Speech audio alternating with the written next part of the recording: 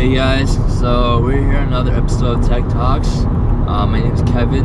My name is Danny. And today we're going to talk a bit about burnout. So for those of you who don't know what burnout is, it's this period after an intense segment of creativity and thinking, where you've depleted all of your energy and you just feel really tired and you're not in the mood to do anything. Think of it as writer's block for techies.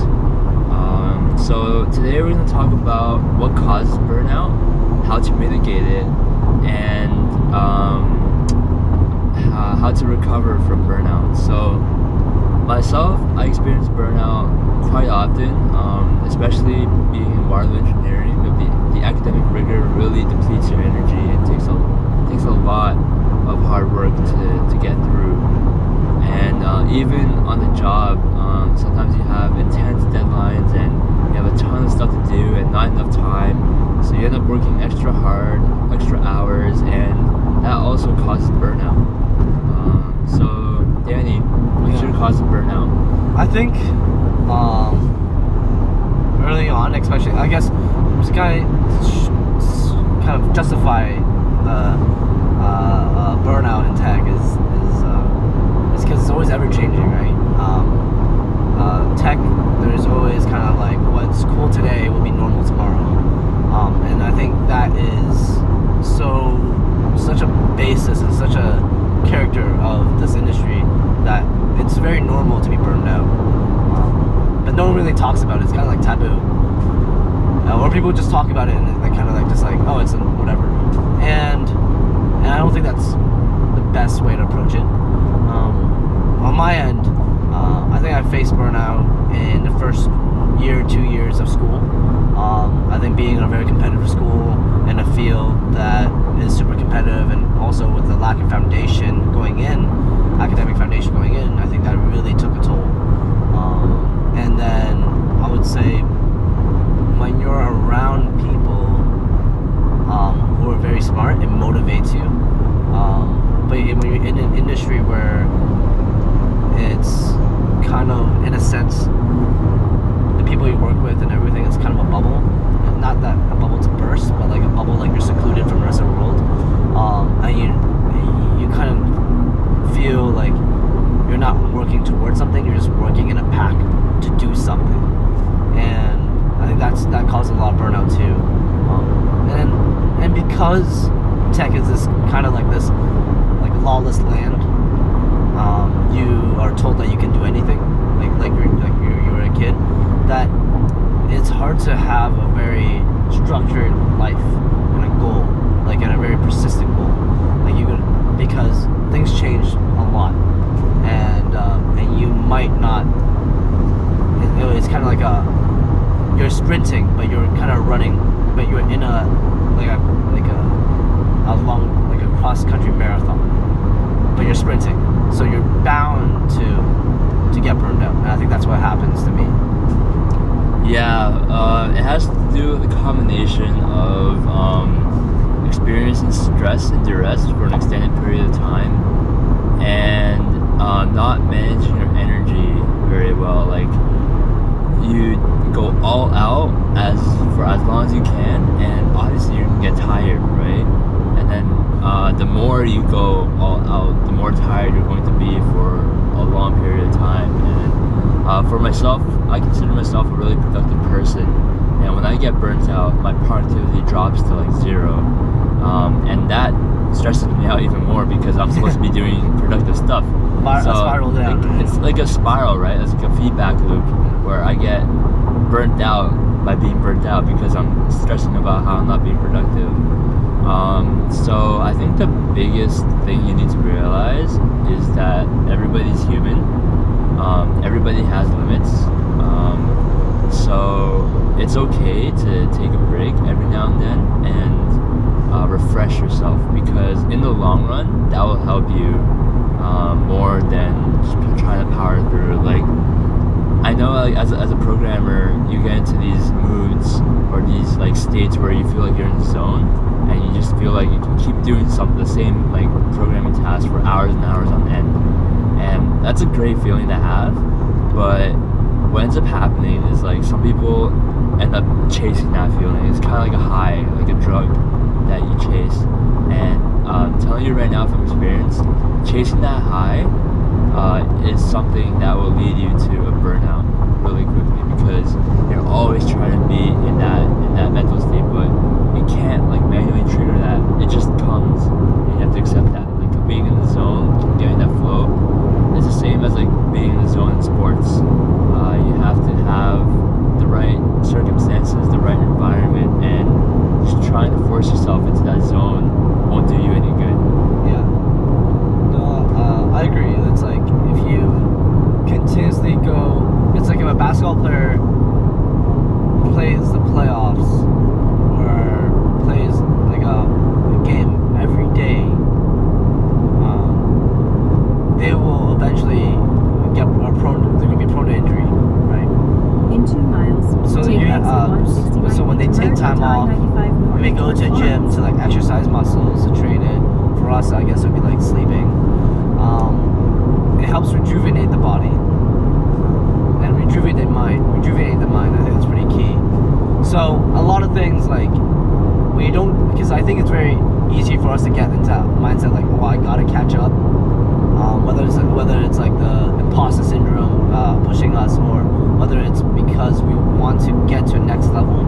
I call it the Zuckerberg effect. Like I don't know. I can't speak for Kevin, but for me, it's someone's like, hey, if Zuckerberg could do this at 19, like why am I here not doing it, right? And I call it like, so everyone's kind of running, right? Like some people, not everyone in tech are doing that, but I think a large portion of them are. The idea that they want to have a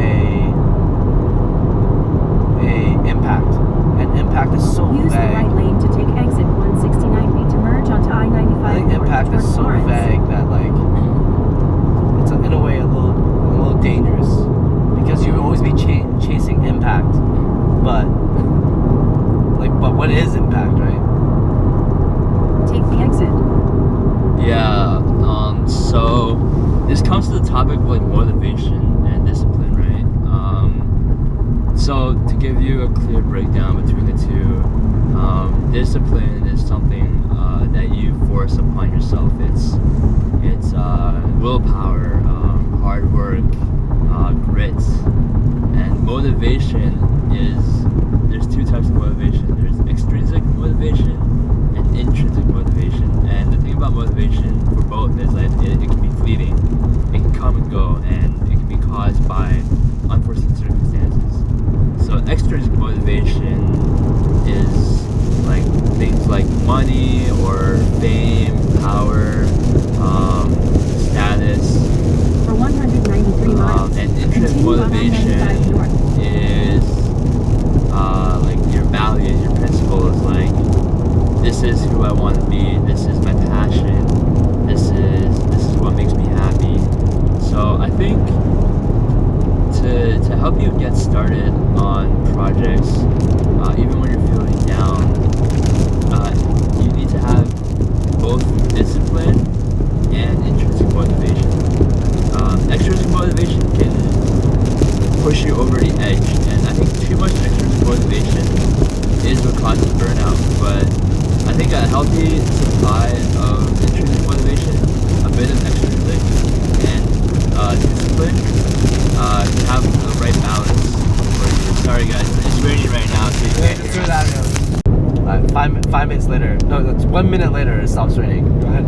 Yeah, so we're just talking about motivation. I think a healthy balance of intrinsic motivation and discipline, and even a little bit of extrinsic motivation is good to help you to push yourself forward even through times of burnout. But having too much motivation will make you feel like you can do something that you actually can't do. Like, it gives you a delusional point of view that you have unlimited energy because you feel so motivated, like in the moment, to do something. And then once you take on that task and you start it, and then your motivation depletes, which it will because it's fleeting, then you have no more motivation to do something, and that's the depletion feeling, the burnout feeling that you have, right? Once your motivation leaves you, and that's why you need discipline. But if you have discipline and no motivation, you just become like a monk, right? You don't do anything interesting. You don't start any projects. You don't do anything that's meaningful to yourself, for yourself. It's a pretty it's a really fine balance, but it all really depends on who you are. Absolutely. So I think keeping these in mind, you should be able to mitigate some, if not all of most of your burnout, and you should be able to prevent it so that it happens less often. And just understand that when you feel highly motivated, it may not last. So keep it in mind and regulate yourself accordingly. It's like when you're motivated, you have this adrenaline rush, right? Take it in and kind of store it, disperse it when you need it. In a way, I don't know. That's how I look at it. Because it's like when you celebrate. It's like when you do something really cool, you celebrate. That high of celebration is only gonna be for that moment. But if you take it in, store it in, and make it, keep it internal, like, wow, I did that, I can do anything. But that will help you kind of push, continue having your discipline, setting goals, and keep striving to push. And just, I think having mental breaks is really good. Just read a book, go travel, go kayak, go under the stars, do it by yourself, or do it with your significant other, or with your bros, or whatever. I think that helps a lot. Yeah, I think mental breaks really help, like just changing the topic that you're thinking about all the time. Like when I was in school and I would get like a mini burnout from thinking too much about the same problem over and over again, and I can't solve it, I would just leave my room, leave that environment, go to the gym, lift some weights, play some badminton, or hang out with friends and just chat and socialize, and try and like get myself out of that environment. And once I go back, it feels like it's brand new, fresh. I have a very different perspective on it than I had before. And who knows, maybe that will help me move forward. So one of the things that I had trouble with before I learned this was being very stubborn and persisting on the same thing, the same perspective, the same frame of mind over and over and over again. And I always thought that if I persevered long enough, that I would be able to solve the problem or crack the issue. But that's very cocky and selfish thinking. So you have to know that after there's got to be a limit, like a line where after you pass it, you have to take a step back and take a break. It's not giving up. It's just coming back another day to fight the battle. Yeah. And another thing I want to mention is that you also, at the same time, you have to also be very self-aware. Like, know that if you're burning out constantly, whatever you're working on, this is why a lot of people say, if you really like make sure whatever you're doing is something you really want to do. Because if you're constantly burning out, it might be in a direction you want to go towards, but it actually might not be what you want to do, right? It's like when I thought my route was to be a software engineer, like to be code.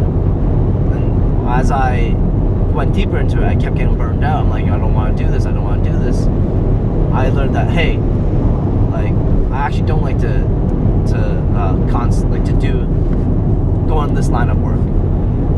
But then I got into PM, and I'm like, this is something I love. And that kind of being that self-aware and being able to kind of understand, like, hey, maybe this is something I don't want to do, and this is something I do, will help you kind of proceed, and it minimizes that, or that much at least, burnouts. I think that helps a lot. It has to do with reducing the pain, right? Yeah. Like, when you're doing something like work, you obviously have to do stuff that you don't like doing, right? There's no avoiding that, right? When you're, especially the higher up you go, it won't be sunshine and rainbows all the time. Yeah, not everything will be, sunshine and rainbows. Not everything will be something you want to do. But if it goes towards something you're truly passionate about, then you won't mind doing it. Mm-hmm. But if you're working a job or doing a project that you don't like, you don't understand, then doing the tedious tasks will be all the more tedious. Yeah. And it'll burn you out even more. The problems will be so much bigger. So you'll be climbing a ladder, but you're not on the right wall. Did you just come up with that? That was from a book I read. So yeah, actually, before we end this, let's give it a quick little thing. Like, what do you do that helps you prevent burning out? So like whatever. Well, I think the main thing that prevents burnout is sleep. Sleep is magical. Sleep is something I idolize and something I worship and something is like a ritual for me. When I sleep with other people in the same room and their alarm goes off at 9 a.m. in the morning and it disturbs my sleep cycle. I have a very specific sleep cycle that I mapped out and graphed, and if my sleep cycle gets disturbed, it's very hard for me to go back to sleep, and then it's kind of like I had no sleep at all that night. So if it goes off at 9 a.m. and then they don't close their alarm, and then I close it for them, and it goes off again at 9:30, and I close off their alarm again, that burns me out. But he's talking about Elmer and Charleston, and I forgot to set. Those are my work alarms. I forgot to close them. But also, what helps is meditation. It really helps. Just try and de-stress yourself, clear the mind. Sports, physical activity definitely helps. It releases endorphins and neurochemicals in your brain that helps you feel more confident and capable. And it's all about balance, right? You have to. You can't go all in on one thing and expect to become a master in that right away. It has to be an iterative cycle, right? The agile method.